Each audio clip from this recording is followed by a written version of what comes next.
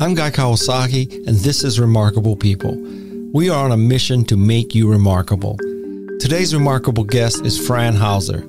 She is passionate about leveling the playing field for women and showing people how to combine niceness and power. Fran was the president of digital at Time Inc. There, she led innovation, acquisitions, and digital expansion for People, InStyle, Entertainment Weekly, and Essence. She currently helps fund and advise companies that are started by women. She manages a personal portfolio of over 30 companies, including iFund Women, Chroma, and Brightland. She also sits on the board of directors of Copper. She is a limited partner in Female Founders Fund and Gather Ventures. Her previous book, The Myth of the Nice Girl, Achieving a Career You Love Without Becoming a Person You Hate, has been translated into 6 languages and was named Best Business Book of the Year 2018 by Audible. She has a new book, Embrace the Work, Love Your Career, a guided workbook for realizing your career goals with clarity, intention, and confidence. In this power-packed episode, you'll learn how to respond when people say you're too nice, deal with bullying and sexual harassment, nicely and powerfully speak up as well as negotiate a raise, and how to advise your sons and daughters as they enter the workforce. You will also be the first people on the planet to learn about the Guy and Fran grid and effect. I'm Guy Kawasaki, this is Remarkable People, and now here is the remarkable Fran Hauser.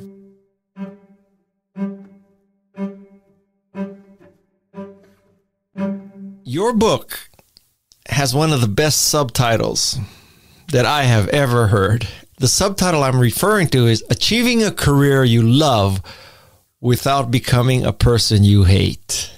First of all, thank you. I love hearing that. And the title of the book is The Myth of the Nice Girl.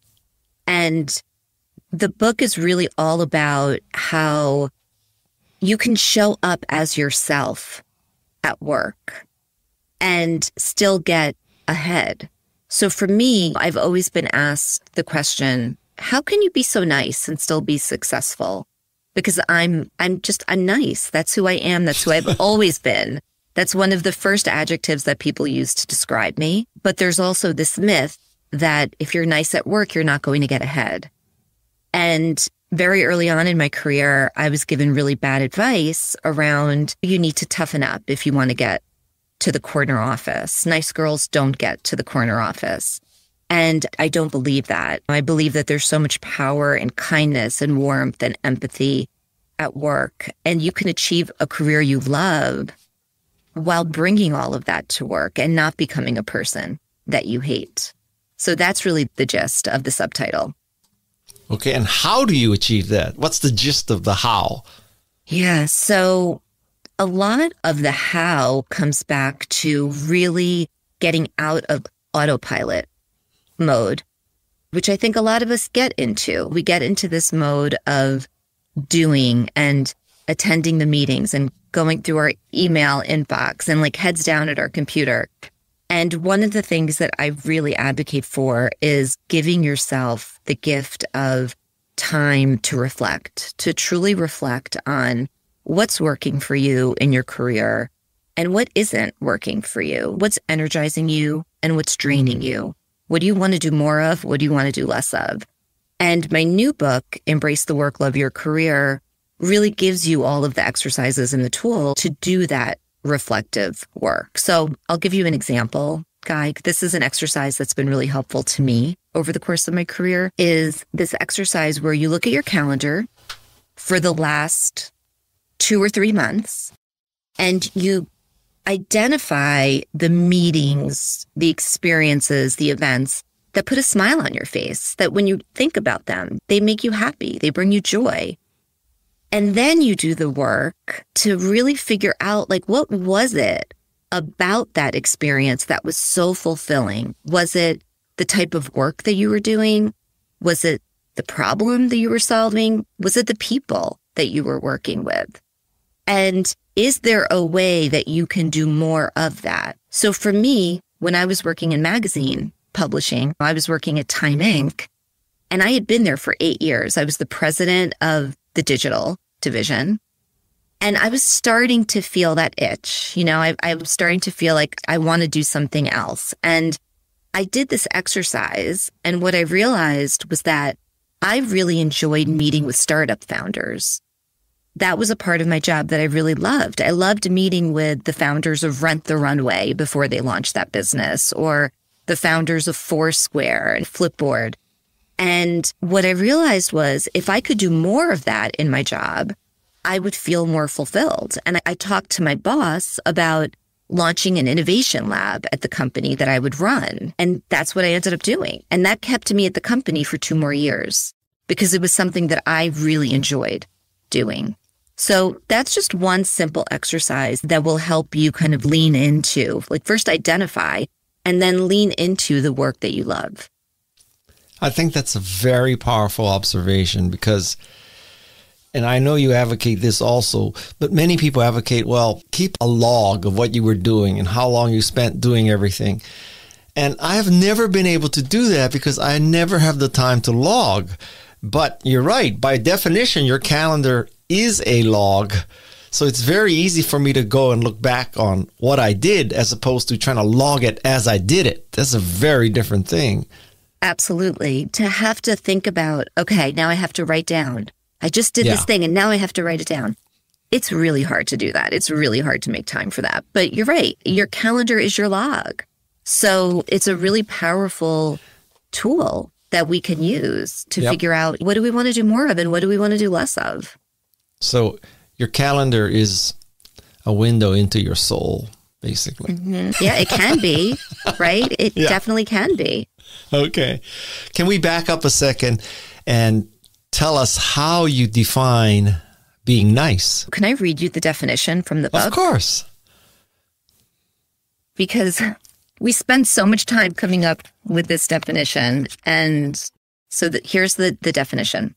When I refer to being nice, I'm describing a woman who cares deeply about other people and who wants to connect with them, who is guided by a strong sense of values to do the right thing.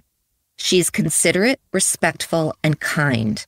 There's a warmth and magnetism about her that draws people to her side and makes them feel good in her presence. At work, she's fair, collaborative, and generous. Instead of competing against other women, she elevates them by sharing the credit for a job well done. She has a deep, unshakable confidence that there are plenty of opportunities to go around. How does being nice pay off in business? I'll share an example with you from my own career. And this goes back to when I was working at People magazine. And I was responsible for people.com and iPhone apps and when the iPad came out. So basically any digital manifestation of the content. And I was really dependent on our IT, our technology team, because I really needed those resources to help build these websites and build these apps. And Mitch Clafe, who was the chief technology officer at Time Inc., I remember having a conversation with him and he said the only time anybody ever calls him is when something is broken.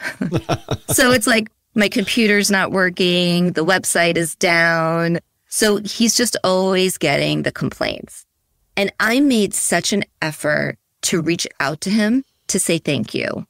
If someone on his team did a really good job, I would let Mitch know. I would send emails to our CEO and let her know what a great job Mitch's team was doing. And I really did that in a genuine way. Like I wasn't doing it to be manipulative or to be strategic. It was important to me to be grateful and to really build a relationship with him. And I did. I built a really strong relationship with Mitch. And it got to the point where I would walk into his office and he would look at me and he would say, "Oh no, what do you want now? Because I can't say no to you." And so whenever there was a request for resources, it was me fighting with all of my peers to get those resources. And if the projected ROI was about the same for all of these different projects and initiatives, I really felt like I kind of had a leg up because I had a really good relationship with Mitch and he wanted to be helpful, right? He wanted to help me. So I think it's a really great example of when you're nice to people, it builds trust. And trust is the basis of every relationship. And really, to be successful in business, it's all about relationships. When you think about being nice and how it leads to being successful or how it leads to a strong ROI, it's that through line, It's like you're nice, you build trust, you build relationships, which are everything in business. Just for grins, I tracked down Mitch and called him to verify this story. Actually, I called him twice, and the first time, somehow, I blew the recording. Here you go. Hello? Is this Mitch? Yes, it is. Mitch, it's Guy Kawasaki. Hi, how are you? Hi, fine, thank you. I interviewed someone who worked with you back at Time Inc. named Fran Hauser, and she tells a great story about how being nice was so beneficial in working with you. So I just want to verify that story. We did this already, right? Yeah, no, but I'm pretending that this is a fresh call, and I'm going to apologize. I'm going to apologize. I'm going to apologize. Okay. You don't have to. You don't have to. I just want to make sure you're not insane. No. All right, that's fine. Yes, I remember Fran very well. And why do you remember very well? Her very well because Fran took the time to get to know me and understand my situation and problems, and it made me more inclined to get to know her and understand her problems and her situation. I think she calls that the good girl approach or something like that. It's a good person approach, and it works very well in life and in business to establish a personal relationship. And I think people want to help each other, but when they don't know each other, it's, and you have to pick a priority. Sometimes the person who gets the priority. So Fran putting in that effort to get to know me absolutely paid dividends. Now, back then, you were the CIO of Time Inc., right? That's correct. This is a dumb question, but let's just say that not everybody came to you with how life was wonderful and everything was working. Yes. Right? Yes. That's the way life is, though. Nobody. The old joke is nobody calls the phone company to say thank you for the dial tone. Most of your time is spent dealing with problems and concerns. And when somebody only approaches you about problems and concerns, when they come in the door, you immediately are on the defensive. But when somebody finds and spends the time to get to know you as a person and establish a relationship, when the phone rings and you see their name on the phone, or your assistant says so-and-so's here to see you, you have a different reaction. And when they say they have a problem, you want to help them.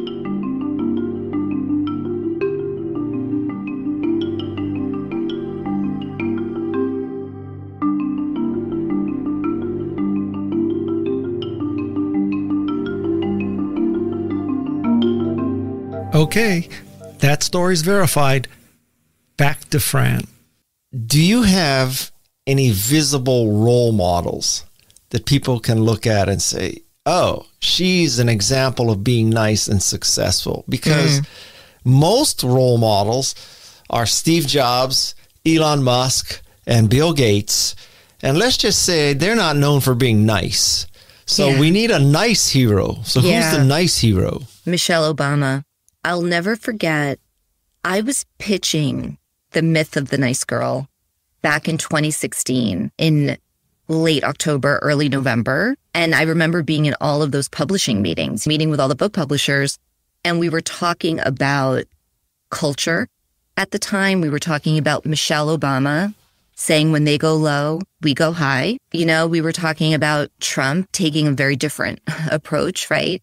And so when I think about Michelle Obama, she's just such a huge role model for me because she leads with grace. She's so gracious and kind and warm and magnetic, but she's also strong. And I think that for me is the winning combination. When you're nice and you're strong, and I believe I'm both of those things. And when I think about leaders that I've worked for who I've really respected, they've been both of those things. You don't have to choose between being nice and being strong. You can care about your team, but still have high expectations of them. When you're making a decision, You can get input from others, but at the end of the day, you need to make the call when you're the leader. So it's a false choice, really. You don't have to choose between those two things. And I think Michelle Obama personifies that. Your definition, and I don't say this to be funny because I kind of believe it. Your definition eliminates men. I mean, all the qualities you listed. So can there be a nice man, or is that an oxymoron? Yeah, Guy, you're a nice man. Trust me, you are a nice man. And I've worked for so many nice men. I think about Paul Kane, who was the chief revenue officer at Time Inc., who was my champion. Anytime he heard of a reorganization that was going to be happening at the company, he would always put my name forward as someone who could take on more responsibility. And clients loved him, his employees loved him, and he over-delivered on his goals. What's interesting is that there's a great book, I want to say it's called The Athena Doctrine, that talks about how men who have qualities that are more typically associated with women are actually better leaders. I think you have sort of these more traditional feminine qualities and you have more traditional masculine qualities. And there's real power to these more traditional feminine qualities that both men and women can have. Obviously, my book was really geared more towards women, but yes, men can be nice too. What do you think the lesson is of someone like Sheryl Sandberg, or at another extreme, Elizabeth Holmes? What should one conclude from their paths?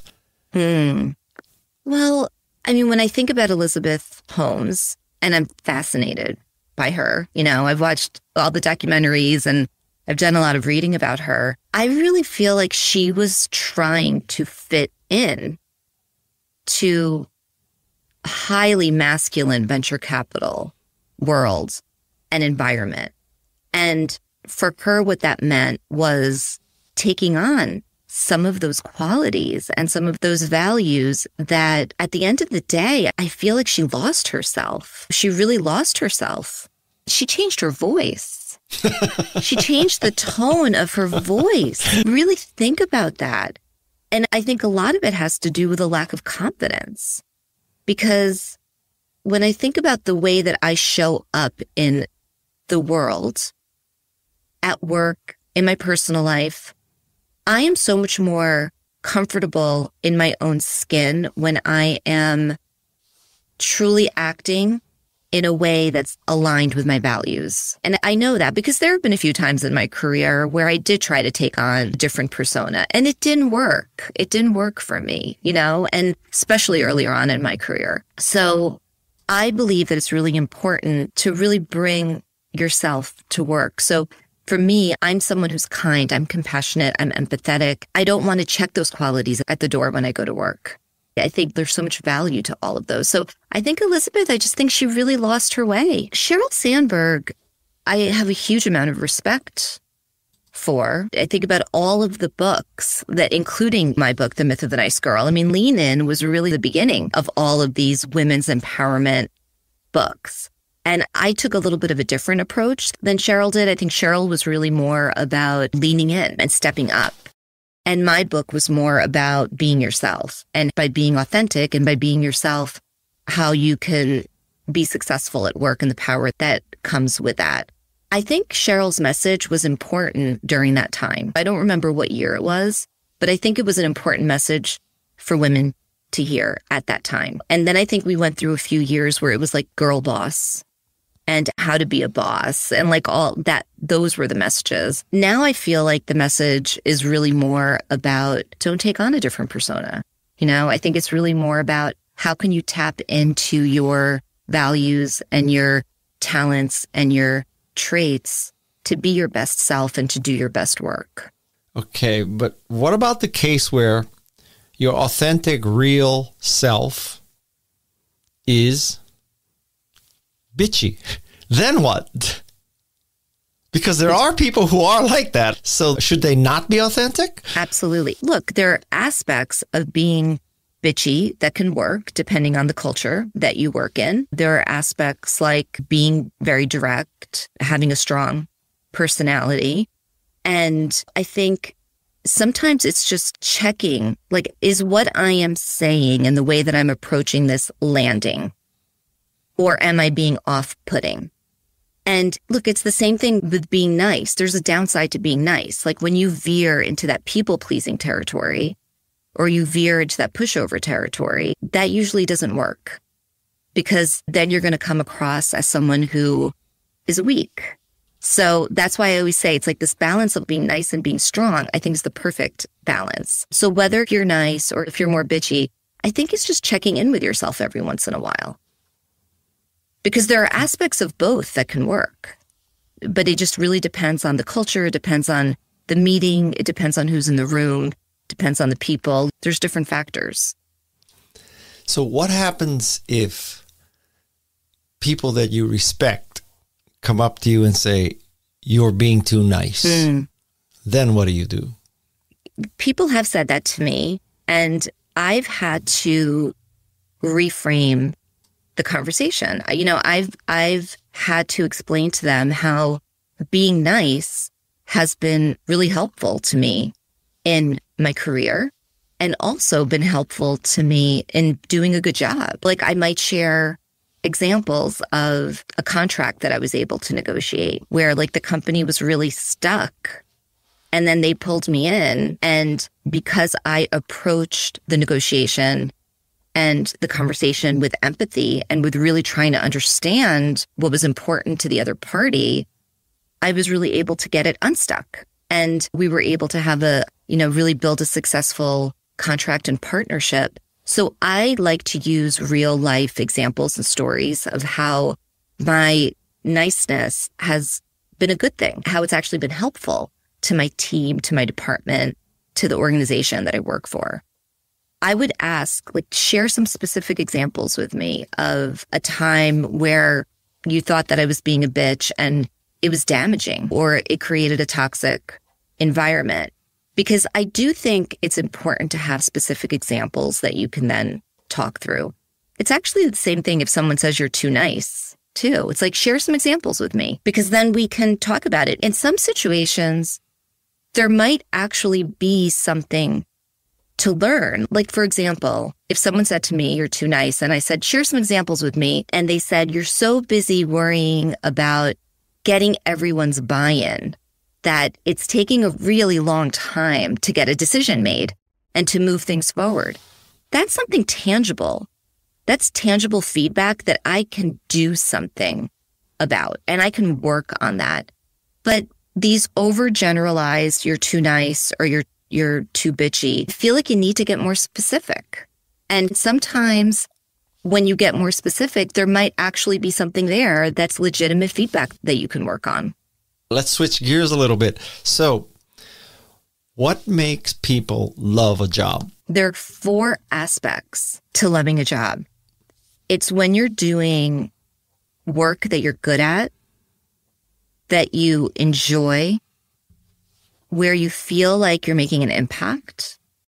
And the last piece of it is where you're appropriately valued. And if you can achieve all 4 of those things, like you're good at it, you enjoy it, you're making an impact, and you feel valued, it's like nirvana, you know? And I always say, even if you could get 2 or 3 out of the 4, sometimes it's just doing work that you're both good at and you enjoy.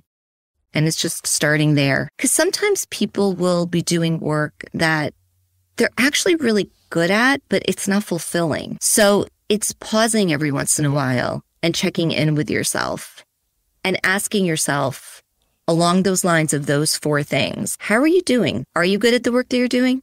Are you enjoying it? Do you feel like you're making an impact? Are you appropriately valued? Are you getting the recognition? You know, is your compensation fair? And I think the most important thing is literally just every once in a while to check in on these things, because I think it's really easy, like I said before, to get into this mode where you're just doing, your head's down at your computer, you're doing the work, and taking a step back every once in a while. And I do think mindfulness and meditation really plays into this. It's really important to pause and to reflect. And I think that's a big part of my book of Embrace the Work, Love Your Career. You know, it's this idea of even at the end of each section, I have a pause and reflect moment. I have a meditation. I have a coloring break, because I know even with myself, I love to just get through things. I love closure. And I have to remind myself, oh, wait, I have to stop. I just have to give myself a minute to check in. So that's one of the big sort of practices that I encourage when you're thinking about your career, because we spend most of our waking hours working. So it's really important that you take that time. Now, you mentioned one thing about adequate appreciation, and you mentioned money within that concept, but you didn't mention money as top line, shall I say. So where is money in this? Obviously, it's important. It's more important to certain people than to others. I even know just all the different jobs that I've had over the course of my career where I was running teams. One of the most important things that I felt I could do was really understand what motivated each person on my team. Some were more motivated by money. Some were more motivated by getting placed on the high profile project and getting visibility. Others were really motivated by validation and praise. And so I think it's just really important to understand what motivates the people that are working on your team. And look, compensation is really important. It's something that for me, I can't tell you how many times early on in my career, I got promoted or I got a new job and I just took whatever the salary offer was. I just took it. I didn't even negotiate. I didn't even try to negotiate. And I learned later on, how important it is to not take the first offer, but have a conversation about it. And guess what? Every single time I was able to get either more money or more flexibility or maybe negotiate a course that I could take that the company would pay for. But early on in my career, I didn't have that. Nobody was mentoring me in that way. So I had to learn that on my own. But that would not push you from the nice category to the bitchy category, that we're giving her a promotion and now she wants all this other stuff? Whereas a man would not even think twice about that, right? I cannot even tell you how many men have asked me for a raise out of cycle, meaning it's not the end of the year where we're doing the performance reviews. And I could count on one hand the number of women that have asked me for a raise over the course of my career out of cycle. I think a lot of it is the way that we're wired. And it's something that I talk about a lot because there is still this pay gap between men and women. And we really need to work on closing that gap. And I think part of the responsibility is the company and part of the responsibility is the women. Where, we need to be knowledgeable, we need to be informed. We should be talking to executive recruiters and understanding what the market rates are for our jobs so that we can have an intelligent conversation with our managers. So it's really important. And I don't think that it pushes you into the bitchy category, especially if the way you approach the conversation is in a really constructive, positive way, in a way where you're talking about not only how much you deserve it, but also how much you love your work and how much you love the organization and how you want to be there for a while. So I don't think that it pushes you into that category. So hypothetically, if you're a woman and you just heard that and you say, okay, I'm going to do this. What's your opening sentence? You're sitting in the room with your boss. What's the first thing you say?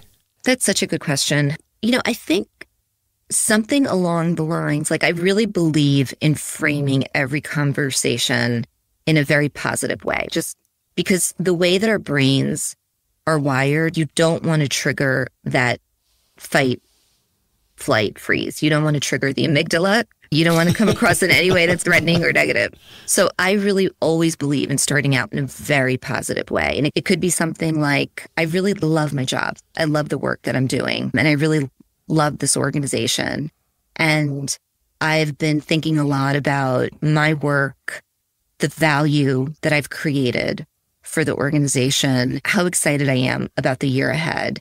And as part of that, I'd really love to talk to you about my compensation. It's a good place to start. You're starting in a really positive way. You're engaging your manager and you're basically saying like that you're happy and you love what you do and you love the company and you want to continue to do great work. And as part of that, let's talk about my compensation.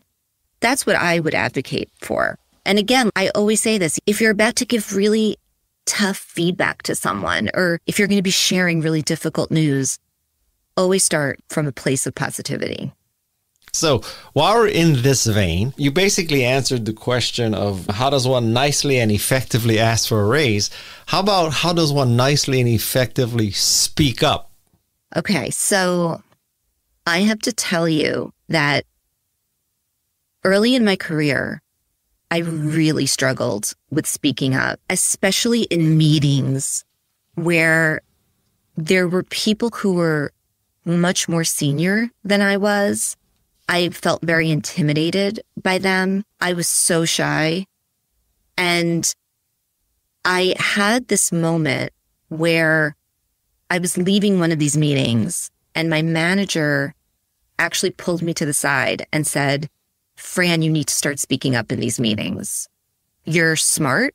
You have really thoughtful points of view and opinions. And if you don't speak up, you are going to continue to be invisible. So it's really important that you do that. And oh my gosh, I just remember feeling a little bit devastated because it's really hard to hear that feedback. But I was also really grateful that he took the time to share that with me. And what I decided I was going to do was, in advance of the next meeting, I was going to look at the agenda, pick one topic on the agenda that I've really felt comfortable speaking about. I really felt like I had some level of expertise in, and I actually practiced what I was going to say before the meeting. Now, remember, I'm like in my 20s at this point. So I'm like, I have to do something. Yeah, and you know, when you practice, you feel more confident. So I went into the meeting and I said it. And I started doing this more and more often. And I realized that people were listening to what I had to say. They were responding. It was allowing me to build relationships with people. And eventually I was able to wean off of the practicing ahead of time. And I just felt comfortable enough to speak up. But I have to tell you, one of the really intimidating men in those meetings ended up hiring me because I had built such a great relationship with him. And I was working for Ernst & Young at the time. And he was the CFO at Coca-Cola at one of the divisions. He hired me away from Ernst & Young to work for him at Coca-Cola.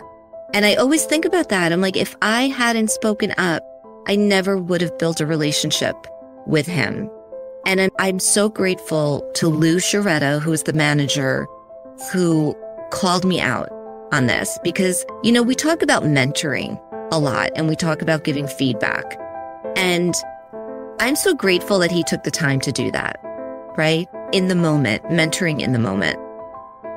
Up next on Remarkable People.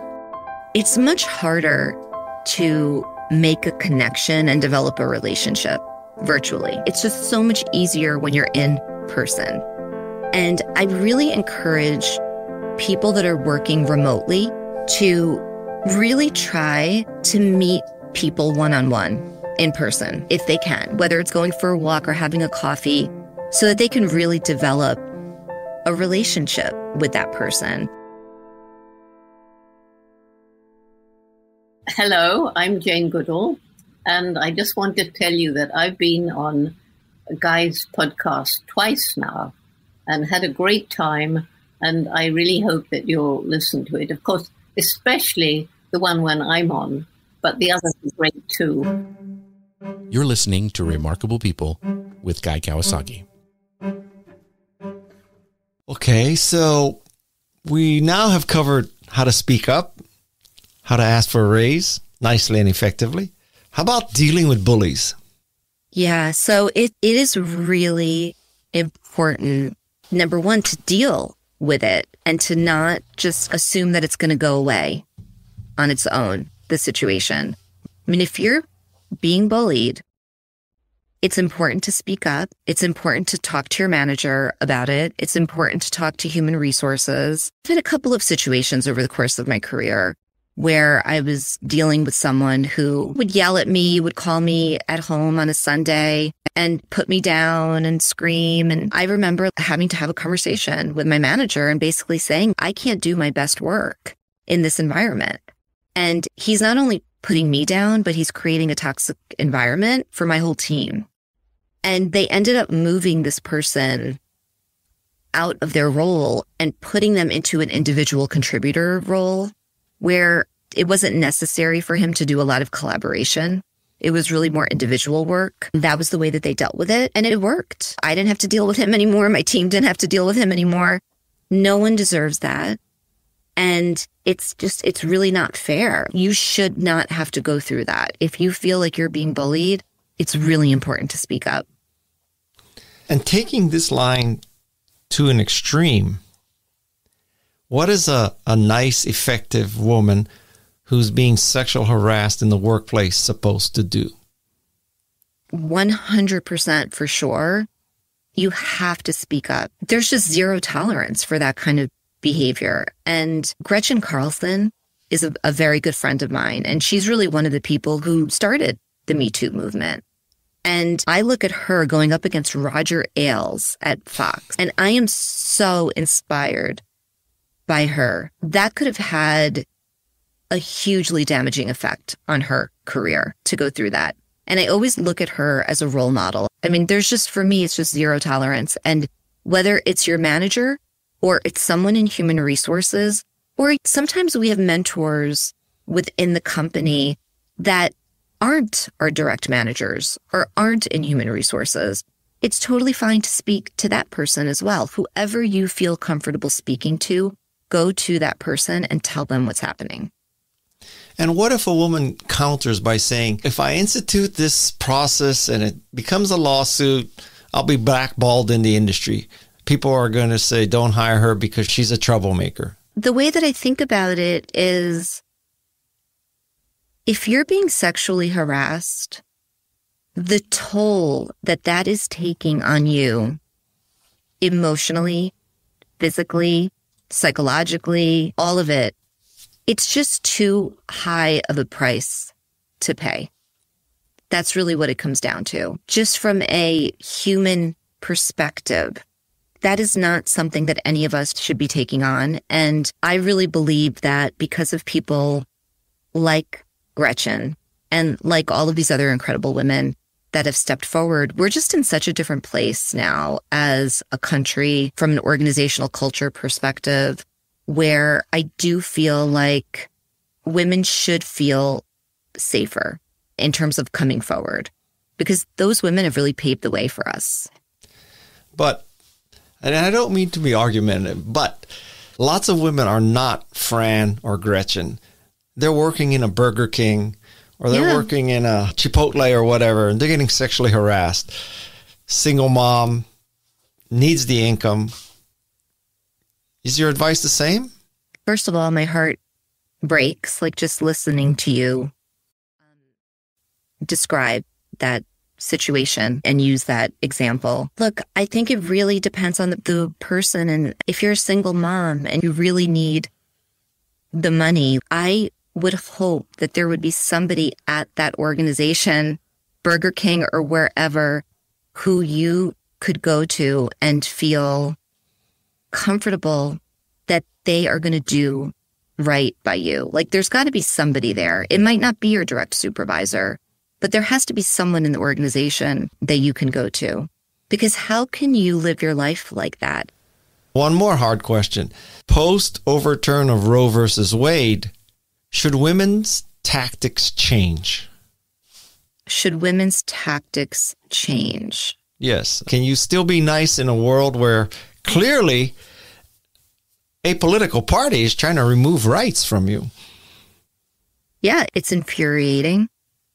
And I think it's a moment where strength is more important than ever. And being brave and being courageous, and whether it's sharing a story that can be helpful to people. I'm in all of these amazing women's networks where we're all doing different things, whether it's to organize, to be helpful to other women, to try to get the right people into office. So I think it's about taking action. I think it's really about being brave, being courageous, taking action.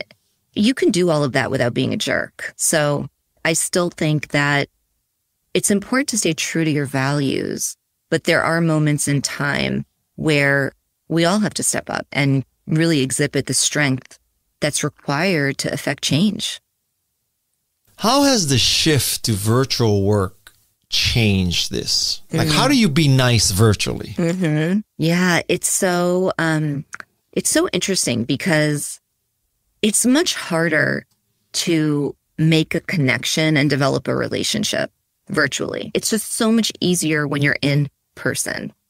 And I really encourage people that are working remotely, like full-time remote, to really try to meet people one-on-one in person if they can, whether it's going for a walk or having a coffee, so that they can really develop a relationship with that person. Or if they don't live in the same state even or in the same country, picking up the phone and just having a conversation, just really getting to know each other. I think it's important to find those moments outside of Zoom or outside of Google Meet where you're on these Zooms with all of these people. So still finding those moments where you can develop those relationships and make those connections outside of Zoom, I think it's just more important than ever. And let's say that you're the CEO of a company and you heard that, and now you want to not put the onus completely on the employee, but what can the company do to foster these interactions? Yeah. Look, I think it's really important that companies foster in-person gatherings. And even if it's a lunch and learn where they pick up lunch, where maybe they can even give an employee and say, hey, invite 5 to 10 people and do a lunch and learn. We're going to pick up the tab and everybody can bring something that they want to share with the rest of the group. So I think really facilitating these gatherings and financially supporting them is important.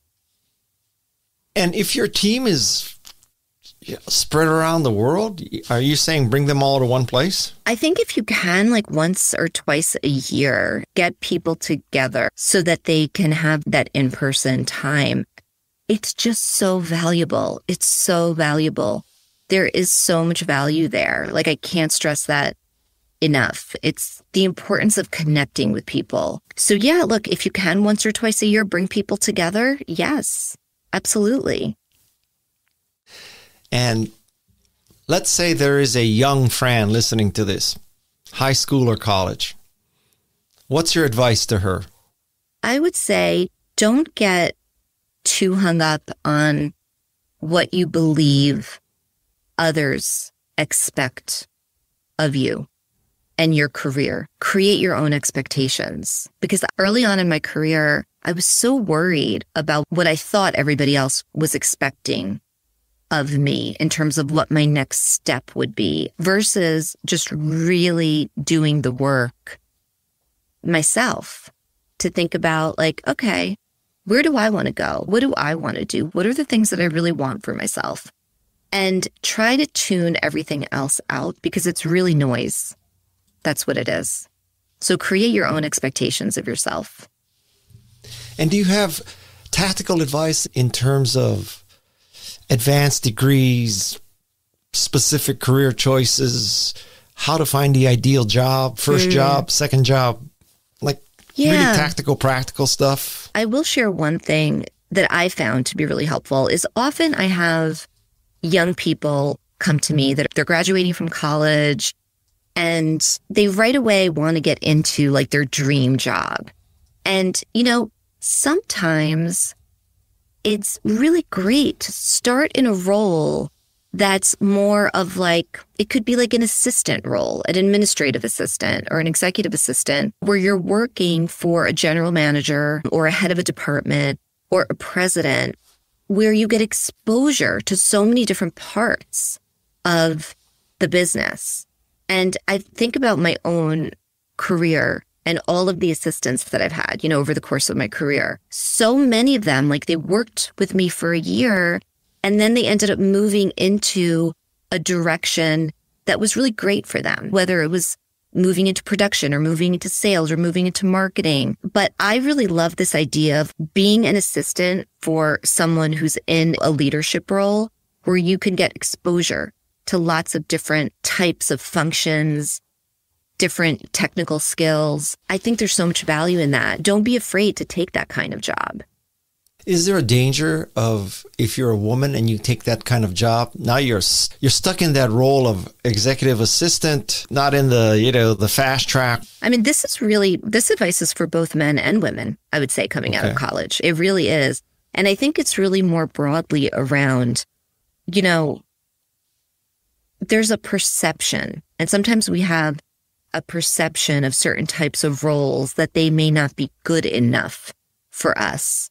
And I would just really encourage you to be a little bit more open and be a little bit more curious around what are the good things about this job. It might be, you might be making incredible connections. It might be a way to get exposure to certain areas that you would otherwise not get exposure to if you went into like a finance role or into a marketing role that's much more specific.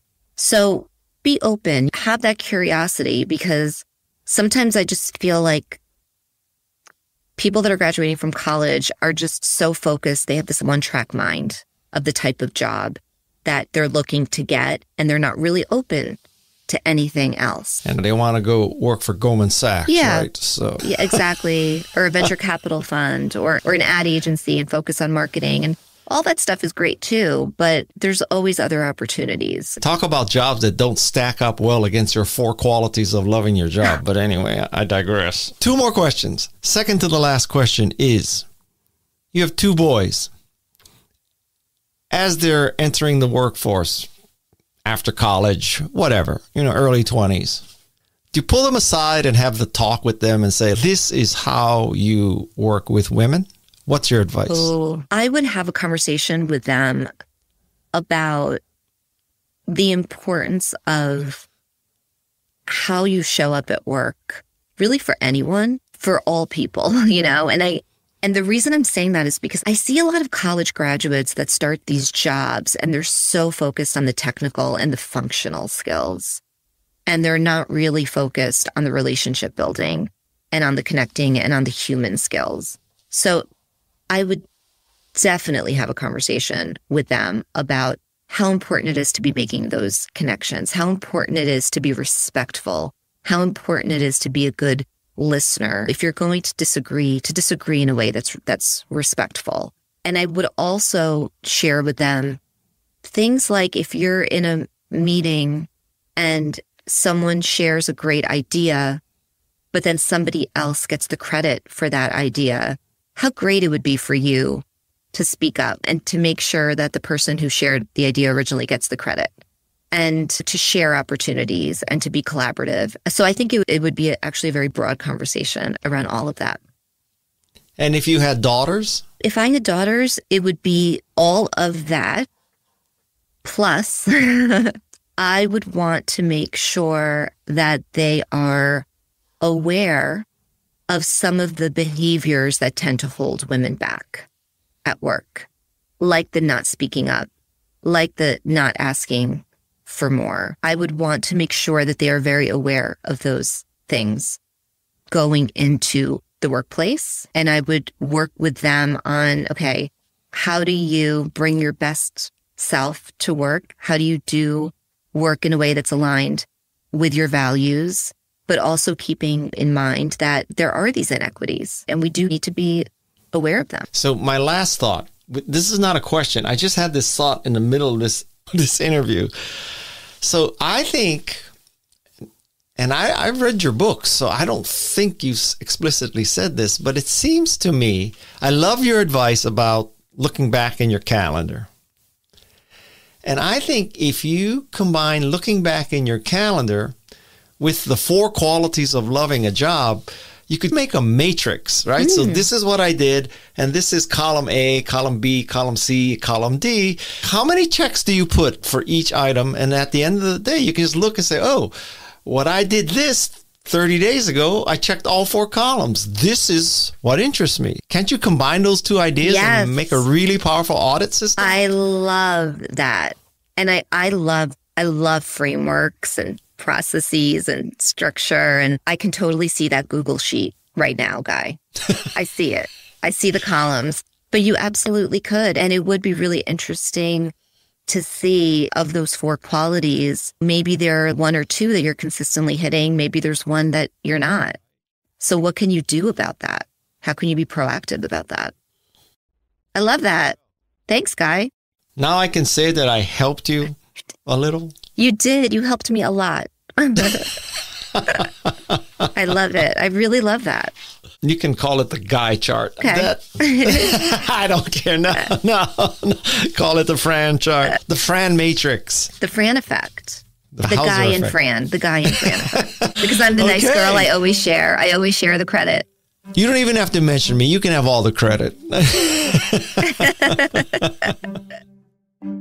There you have it.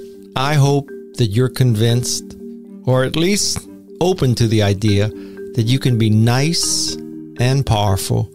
You can speak up and be nice and powerful. You can ask for a raise and be nice and powerful. All because of Fran Hauser, a remarkable person. And as you use the grid, the Fran grid, the Guy grid, the Fran and Guy grid, the Fran effect, the Guy effect, the Fran and Guy effect, whatever she ends up calling it, I hope it empowers you to dent the universe. I'm Guy Kawasaki. This is Remarkable People. My thanks to Jeff C., Peg Fitzpatrick, Shannon Hernandez, Madison Drop-In Queen Nismer, who I hit with a board twice this week, Alexis Nishimura, who is now at NYU, and Luis Magana. Luis, take out the Juris board, not the blue board. All the best. Until next time, mahalo and aloha.